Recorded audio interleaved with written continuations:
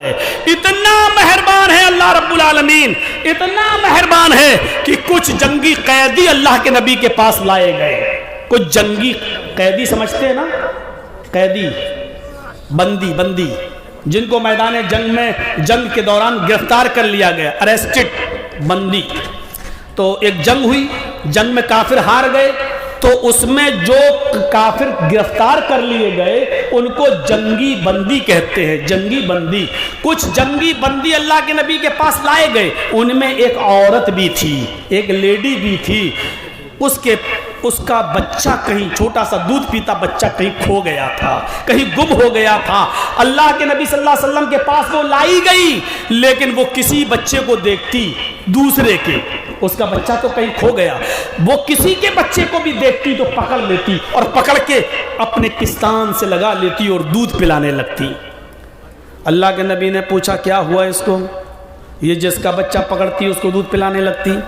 صحابہ نے بتایا کہ اے اللہ کے نبی، اس عورت کا بچہ کہیں کھو گیا ہے، اپنے بچے کی محبت میں اتنی دیوانی ہے، اتنی پاگل ہے کہ ہر کسی کی عورت کے بچے کو اپنا بچہ سمجھ لیتی ہے، پکڑ لیتی ہے اور اس کو دودھ پلانے لگتی ہے۔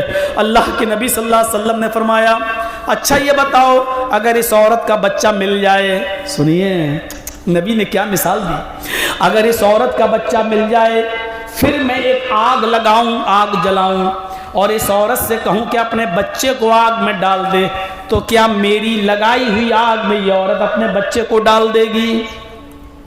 صحابہ نے کہا اللہ کے رسول کیسے ہو سکتا ہے، نہیں ڈالے گی۔ کیوں؟ کہا جو دوسرے کے بچے کو اپنے دودھ سے لگاتی ہو، اس کا اپنا بچہ اگر اس کو مل جائے تو وہ آگ میں کیسے ڈال سکتی ہے؟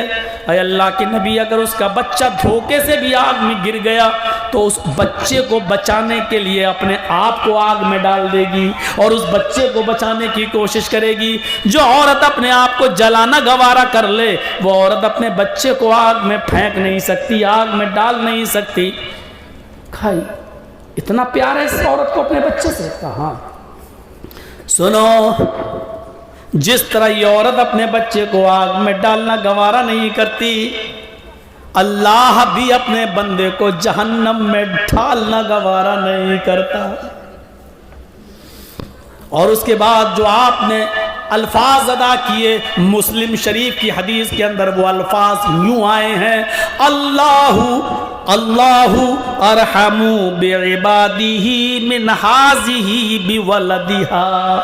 یہ عربی کے الفاظ ہیں حدیث کے، اللہ ارحم بعبادہ من ہذہ بولدہا۔ جتنا محبت، جتنا پیار یہ عورت اپنے اس بچے سے کرتی ہے، آگ میں نہیں ڈالنے دیتی ہے، اللہ اس عورت کے پیار و محبت سے لاکھوں گنا زیادہ، ہزاروں گنا زیادہ، لاکھوں گنا زیادہ اپنے گناہگار بندے سے پر رحم کرتا ہے۔ وہ نہیں چاہتا کہ میرا بندہ جہنم میں جائے، لیکن وہ میرے منع کیے ہوئے راستے ہی پہ چلتا ہے، تو میں کیا کروں؟ وہ میری نافرمانی کا کام کرتا ہے تو میں کیا کروں؟ سوچیے، ورنہ محبت کیا چیز ہے؟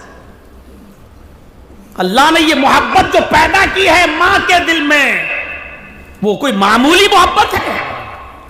ماں اپنے چھوٹے دودھ پیتے بچے کے ساتھ لیٹی ہوئی ہے اور رات کے 12 بجے بچہ رونے لگا۔ اس بچے کے رونے کی آواز سے ماں سمجھ جاتی ہے کہ یہ بچہ بھوک کی وجہ سے رو رہا ہے، یا یہ بچے نے بستر پر پیشاب کر دیا اس وجہ سے رو رہا ہے، یا اس بچے کے پیٹ میں یا سینے میں یا ہاتھوں میں کہیں درد ہے اس وجہ سے رو رہا ہے۔ اللہ کی قسم، ماں سے بڑا کوئی ڈاکٹر نہیں ہے، اللہ کی قسم ماں سے بڑا کوئی ڈاکٹر نہیں ہے۔ ماں اپنے بچے کے رونے کی آواز سے پہچان جاتی ہے یہ بچہ بھوک کی وجہ سے رو رہا ہے، یا درد کی وجہ سے رو رہا ہے، یا بستر پر پیشاب کی وجہ سے رو رہا ہے۔ کتنے نالائق ہے آج کی وہ اولاد جو اپنی بیوی کو ترجیح دیتی ہے، اپنی بیوی کو فوقیت دیتی ہے، اور بیوی کے بولنے کی وجہ سے اپنی ماں سے کہہ دیتی ہے آج کی اولاد، ارے تو نہیں سمجھے گی، چپ رہ کر، تو کیوں بولتی ہے بیچ میں، چپ، تو نہیں سمجھے گی۔ آج تم اس ماں سے کہتے ہو تو نہیں سمجھے گی، ارے تو نہیں سمجھے گی، چپ رہے یار بڑھیا. آپ اس ماں سے کہتے ہو چپ رہو، تو نہیں سمجھے گی. جب تم بولنا نہیں جانتے تھے اس وقت بھی وہ تمہارے رونے سے سمجھ جاتی تھی کہ میرے بیٹے کا یہ رونا بھوک کی وجہ سے یا درد کی وجہ سے یا بستر پر پیشاب کر لیا اس کی وجہ سے. جو ماں اتنا جانتی تھی، آج تو تھوڑا سا بڑا ہو گیا، چلنے پھرنے لگا، کمانے کھانے لگا، اپنے پیروں پہ کھڑا ہو گیا، تو آج ماں سے کہتا ہے کہ بڑھیا تو نہیں سمجھے گی، چپ رہے. آج اتنے بڑے ہو گئے. بچے نے بستر پہ پیشاب کر دیا، بچہ رونے لگا، ماں نے بستر ٹٹول کے دیکھا تو پیشاب سے بھیگا ہے. ماں نے اس بچے کو لیا، اپنے سینے سے دبایا اور کروٹ لے کر یہاں کر دیا. ماں اس بچے کے بستر پہ آ گئی، یعنی اس کی بھیگی ہوئی پیشاب کی جگہ پر ماں لیٹ گئی اور اپنی خشک جگہ پر بچے کو لٹا دیا. اس محبت کو آپ کیا کہو گے؟ یہ اللہ کی کون سی نعمت ہے میرے بھائیو؟ اس نعمت کو آپ فراموش نہیں کر سکتے ہو. اللہ اگر ماں کے دل سے یہ محبت نکال لیتا تو تم زندہ نہیں رہ پاتے، سسک سسک کے مرتے رہتے. اللہ رب العالمین نے ماں کے دل میں یہ محبت کی نعمت پیدا کر دی. اس نعمت کی وجہ سے وہ تمہیں کس طریقے سے پالتی ہے، کس طریقے سے پروان چڑھاتی ہے، اور کس طریقے سے وہ خون دودھ کی شکل میں تمہیں اپنا خون پلاتی ہے. میرے بھائیو اس کو سمجھو، نظر انداز نہیں کر سکتے ہو. اسی لیے ایک بوڑھی اور نابینا اور آنکھوں سے اندھی اور پیروں سے لنگڑی، ہاتھوں سے اپاہج ایک عورت کو، ایک ماں کو، ایک صحابی جب خانہ کعبہ کا طواف کرا رہے تھے، اپنی پیٹھ پر لاد کر جب خانہ کعبہ کا طواف کرا رہے تھے، اور جب خانہ کعبہ کے ساتوں چکر پورے ہو گئے تو حضرت عمر فاروق کی نظر پڑ گئی. فرمایا ماشاءاللہ، اللہ تمہیں برکت دے، آج تم اپنی ماں کو اپنی پیٹھ پر لاد کر طواف کراتے ہو. اس نے کہا امیر المومنین، میری ماں لنگڑی ہے، ہاتھوں سے اپاہج ہے، منہ میں دانت نہیں، آنکھوں سے اندھی ہے. میں نے اپنی پیٹھ پر لاد کر اپنی ماں کو طواف کرایا ہے. یہ پیشاب کرتی ہے تو میں اس کی گندگی کو دھوتا ہوں، یہ لیٹرین کرتی ہے تو میں اس کی گندگی کو صاف کرتا ہوں. اے امیر المومنین، کیا ابھی بھی میں نے اپنی ماں کا حق ادا نہیں کیا؟ کیا ابھی بھی میں نے اپنی ماں کا حق ادا نہیں کیا؟ حضرت عمر نے ڈانٹتے ہوئے کہا، حق تو بہت دور کی بات ہے. جب تمہاری ماں تمہیں پیدا کر رہی تھی، تمہاری ماں جب تمہیں جن رہی تھی، جب تمہیں وہ پیدا کر رہی تھی، اور اس کو تمہاری پیدائش میں جو درد ہو رہا تھا، جو تکلیف ہو رہی تھی، اور اس درد اور تکلیف میں اس نے اپنے منہ سے جو پہلی چیخ نکالی، پہلی جو آواز درد اور پین سے بھری ہوئی جو آواز اس نے نکالی، جو اس نے پہلی آواز نکالی، اے میرے دوست، ابھی تو نے اپنی ماں کی اس پہلی کا، پہلی آواز کا بھی حق ادا نہیں کیا. اس کی پوری زندگی کا تو حق ادا کیا کرے گا؟ تو نے تو ابھی اپنے ماں کے پیدائش کے وقت ہونے والے درد کی پہلی کا، پہلی چیخ کا بھی حق ادا نہیں کیا. نہیں بھاگ سکتے ہو. ماں کی فرما برداری کرنا پڑے گی، ماں کی اطاعت کرنا پڑے گی، ماں کی فرما برداری سے نہیں بچ سکتے. ایک کتیا کو دیکھو، جب چند بچے پیدا کرتی ہے تو کس طریقے سے اپنے بچوں کے لیے ڈھونڈتی ہے، کتے نہ آئے اور ہمارے بچوں کو مار نہ ڈالیں. وہ ایسی جگہ تلاش کرتی ہے جہاں دوسرے کتے ہمارے بچوں کو مار نہ ڈالیں.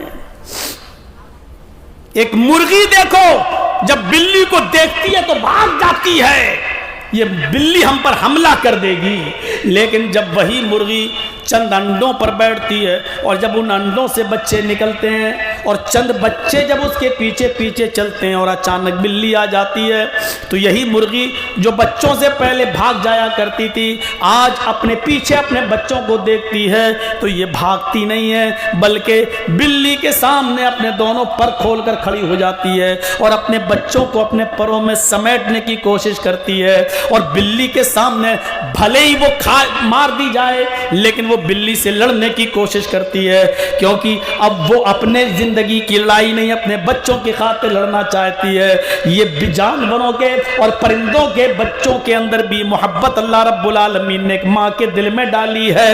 یہ محبت اگر نکال لی جائے تو کون ماں ہے جو اتنے درد کے ساتھ کسی بچے کو پیدا کرے گی، جس کے بارے میں حدیث کی کتابیں کہتی ہیں کہ ماں کو اتنی تکلیف ہوتی ہے بچے کی پیدائش کے وقت کہ اگر اس کی تکلیف کو اس زمین کے اوپر ڈال دیا جائے تو زمین کی چھاتی پھٹ جائے، زمین کا سینہ پھٹ جائے. لیکن یہ بچے کی محبت ہی تو ہے جو ماں اپنے بچے کو جنتی ہے اور یہ تکلیف ہو یہ درد گوارا کر لیتی ہے، اٹھا لیتی ہے. میرے بھائیوں، یہ تکلیف آپ کو زندگی بھر ماں کا احسان مند بناتی ہے. اسی لیے فرمایا اللہ کے نبی سے، صحابہ نے کہا اللہ کے نبی میرے ماں اور باپ دونوں زندہ ہیں، زیادہ خدمت کا حقدار کون ہے؟ آپ نے کہا تیری ماں.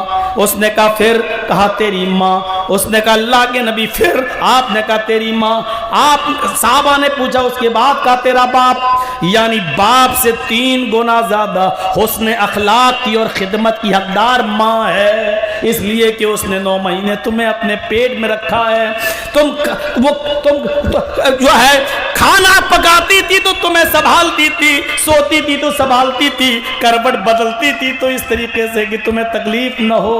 وہ ہر 9 مہینے تمہارا بوجھ اٹھاتی رہی ہے، پھر اس نے تمہیں پیدائش کا درد بھی جھیلا ہے. میرے بھائیوں، اسی لیے فرمایا کہ ماں کا، اللہ کے رسول ماں اور باپ میں خدمت کا سب سے زیادہ مستحق کون؟ کہا تیری ماں. کہا اس کے بعد کون؟ کہا تیری ماں. کہا اس کے بعد کون؟ کہا تیری ماں. کہا اس کے بعد کون؟ کہا تیرا باپ. یعنی باپ سے 3 گنا زیادہ ماں کا حق بتایا ہے.